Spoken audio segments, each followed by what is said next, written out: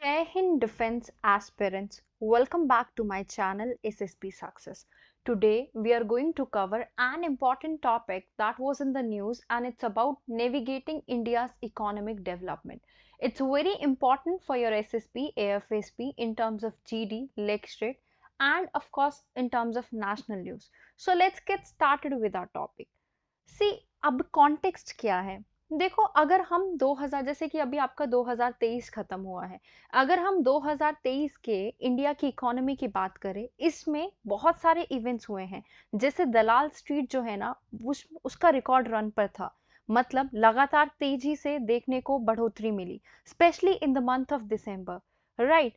Because stock market में काफी growth थी। अगर स्टॉक मार्केट में ग्रोथ होती है, इट मींस कंपनी कहीं ना कहीं अच्छा परफॉर्म कर रही है। मतलब कंपनी का जो प्रॉफिट है ना, वो इंक्रीज हुआ है।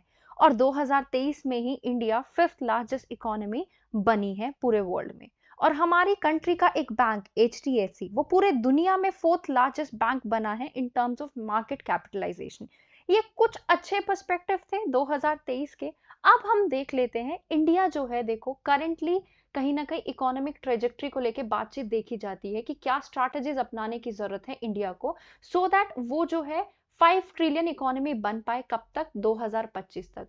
ये गोल जो है ना, इसको अचीव करने के लिए हमें ग्रॉस डोमेस्टिक प्रोडक्ट पे या फिर हम कहें अपनी GDP पे ध्यान रखने की जरूरत है।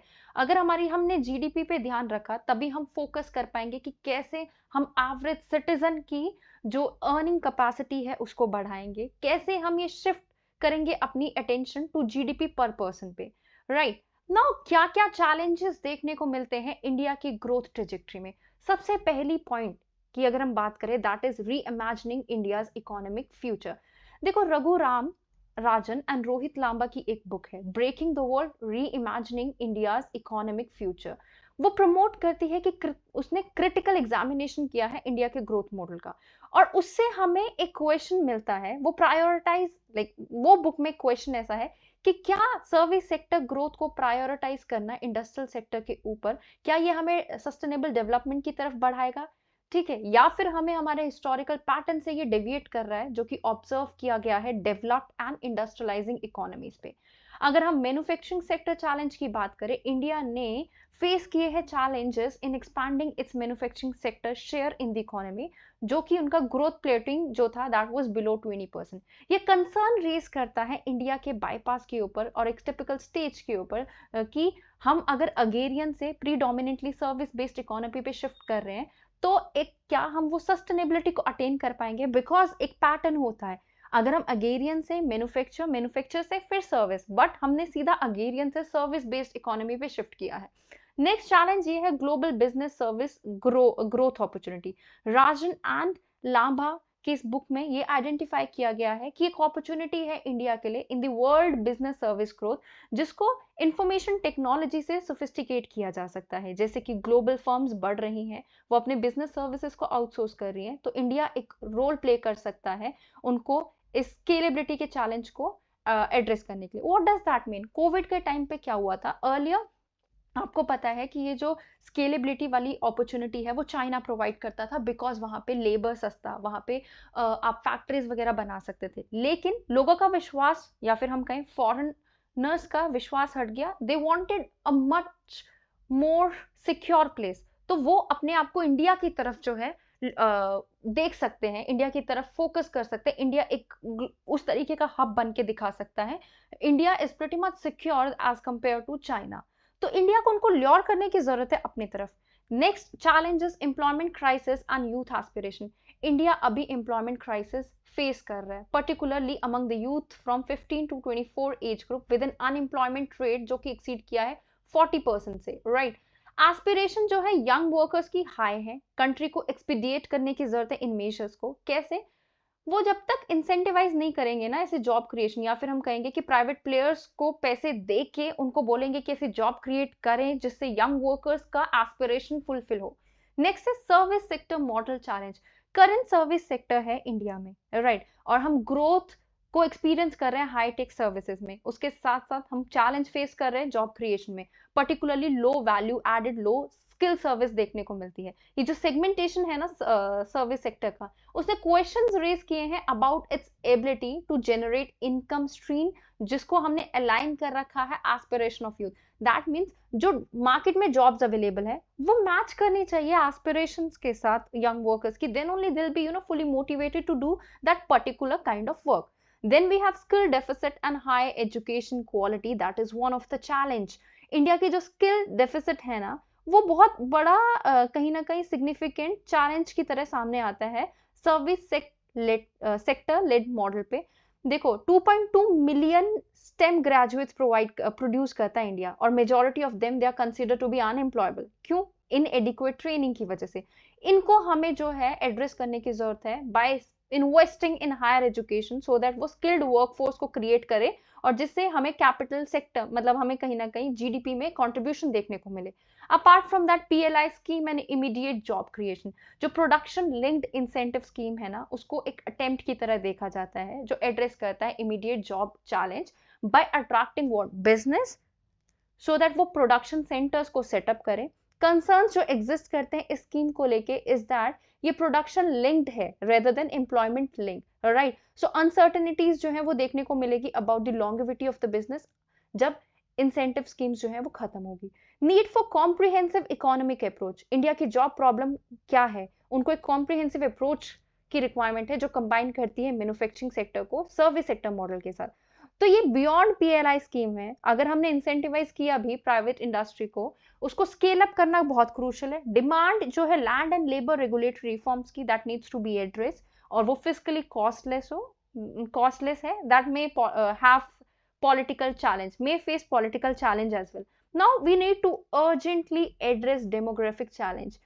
देखो मीडियम पॉपुलेशन की एज है 28, और इंडिया का डेमोग्राफिक डिविडेंड जो है वो टर्न कर सकता है कर्स में बिना प्रॉम्प्ट और कॉम्प्रिहेंसिव एक्शन के. अगर हमने high value added job creation नहीं की, को कंबाइन नहीं किया रेगुलेटरी रिफॉर्म के साथ और इन्वेस्टमेंट को बढ़ाने के साथ हायर एजुकेशन में, तो हम इस कर्स में खुद को पाएंगे, right.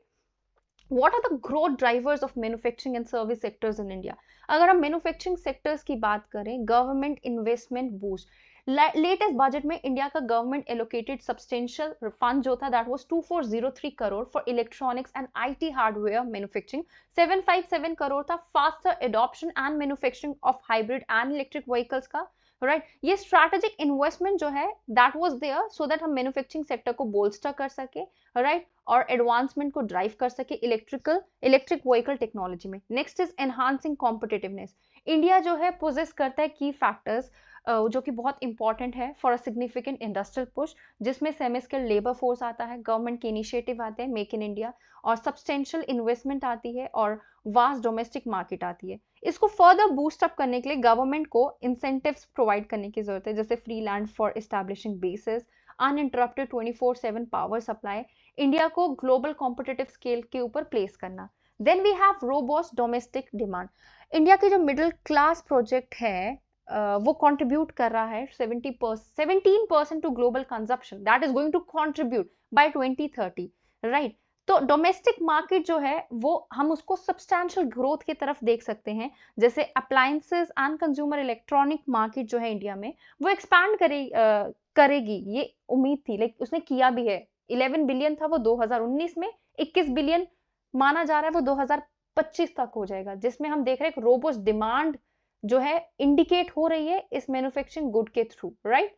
Next is global hub potential in industry 4.0. India की मैन्युफैक्चरिंग इंडस्ट्री रैपिडली प्रोग्रेस कर रही है टुवर्ड्स इंडस्ट्री 4.0, जिसको कैरेक्टराइज किया गया है by interconnected processes and data analytics.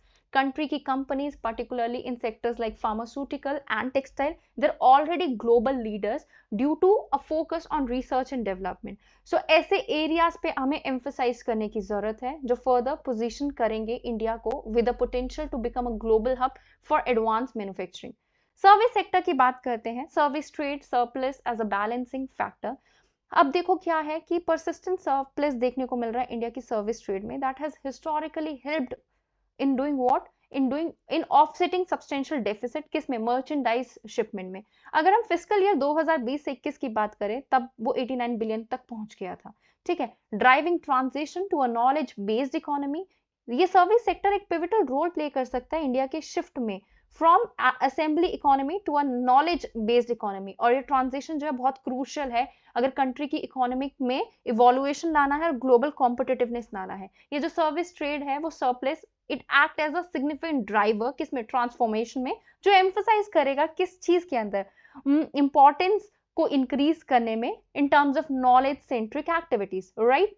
Skill India program for workforce development, अगर हमें ग्रोइंग सर्विस सेक्टर को सपोर्ट करना है और एनहांस करना है इंडिया के ग्लोबल स्टैंडिंग को, तो स्किल इंडिया प्रोग्राम को इनिशिएट किया गया था, जिस प्रोग्राम के तहत हमने कॉम्प्रिहेंसिव ट्रेनिंग दी थी in market relevant skills to over 40 crore youth by 2022. That was their aim, right? Now, what are the recent government initiative for growth in the industrial sector in India? PLI scheme was there, that is production linked incentive to scale up domestic manufacturing capability. Then we had PM Gati national master plan, जो कि एक multi modal connectivity infrastructure project है. Then we had Bharatmala to improve the connectivity in north east India. Then we have startup India to catalyse startup culture in India. Then we had make in India 2.0 to transform India into a global design and manufacturing hub. Then we have Atmanirbhar Bharat campaign to cut down import dependence, right? Apart from that, what steps that needs to be taken to make the growth more inclusive? Workforce development की जरूरत है, participation की जरूरत है, private investment होनी चाहिए for economic growth, government के साथ साथ प्राइवेट कंपनीज को भी इन्वेस्ट करने की जरूरत है. ग्लोबल कॉम्पिटिटिवनेस को we need to enhance them by providing supporting schemes, right. Then environmental sustainability and climate change का भी ध्यान रखना है, economic sustainability and financial development का भी ध्यान रखना है, global integration and trade agreement should be there. Apart from that sectoral growth and innovation should be there. Diversify करने की जरूरत है अपॉर्चुनिटीज को in high growth sector. Target करने की जरूरत है प्रॉमिसिंग सर्विस सेक्टर को फॉर ग्रोथ के लिए. We need to encourage competitiveness through subsidy reform. Conclusion की अगर हम बात करें, ये जो हमारा 2023 से 24 का फिक्सल ईयर है, इंडिया की इकोनॉमिक आउटलुक काफी ऑप्टिमिस्टिक है. सो गवर्नमेंट के इनिशिएटिव जो है कहीं ना कहीं हमें हेल्प कर सकते हैं ये जो हमारा गोल है ना 2025 का, उसको फुलफिल करने के लिए. So guys, that was all. I hope you like the video. If you like it, do like it, share it, and subscribe our YouTube channel SSP Success. Your likes and comments motivate us to make more and more videos on time. Thank you everyone.